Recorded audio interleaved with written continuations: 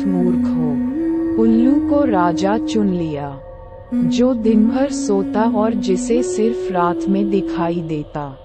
तुम अपनी परेशानी किसके पास लेकर जाओगे? इतने सुंदर और बुद्धिमान पक्षियों के होते हुए भी अलसी और काया उल्लू को अपना राजा चुनने पर तुम्हें शर्म नहीं आई? धीरे धीरे कौए की बात पक्षियों पर असर करने लगी। सभी आपस में फुसफुसाने लगे। उन्हें लगने लगा कि उनसे बहुत बड़ी भूल हो गई है। इस वजह से देखते ही देखते सभी पक्षी वहां से गायब हो गए। राज्याभिषेक के लिए सजी जगह पूरी सूनी हो गई। अब जैसे ही उल्लू और दो तोते वापस आए, तो उन्होंने जगह को सूना पाया। ये देखकर दोनों अपने साथियों को ढूंढने और वहां से जाने की वजह जानने के लिए उड़ गए। वहीं उल्लू को कुछ दिख तो रहा नहीं था, इसलिए उसे कुछ पता नहीं चला और राज्याभिषेक के लिए तैयार होने लगा। लेकिन चारों तरफ शांति होने पर उसे शक हुआ। उल्लू जोर से चिल्लिया, कहा गए सब। इतने में पेड़ पर बैठी उल्लू की दोस्त ने कहा, सब चले गए, अब नहीं होगा आपका राज्याभिषेक। आप नहीं बनेंगे जंगल के पक्षियों के राजा। इतना सुनते ही उल्लू ने चिल्लाकर पूछा, क्यों? ऐसा क्या हुआ? उल्लू की दोस्त ने बताया, एक कौवा आया और उसने सभी को पट्टी पढ़ाई।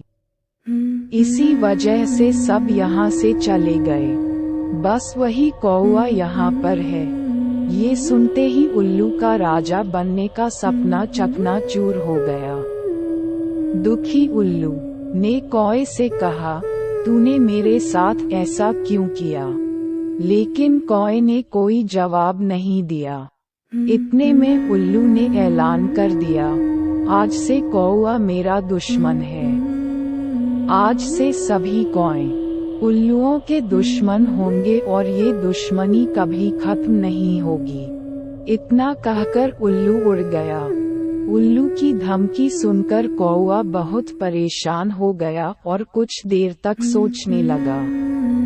इस दौरान उसके मन में हुआ कि बेकार ही उसने उल्लू से दुश्मनी मोल ली। उसे काफी पछतावा भी हुआ, लेकिन अब वो कुछ नहीं कर सकता था, क्योंकि बात बिगड़ चुकी थी। इसी सोच में कौवा वहां से उड़ गया। तब से उल्लू और कौए की दुश्मनी चलती आ रही है। इसलिए मौका मिलते ही उल्लू कौओं को मार देते हैं और कौए उल्लुओं को। कहानी से सीख, दूसरों के मामलों में हस्तक्षेप करना भारी पड़ सकता है। दूसरों का काम बिगाड़ने की आदत उम्र भर की दुश्मनी दे सकती है। इसलिए अपने काम से काम रखना चाहिए।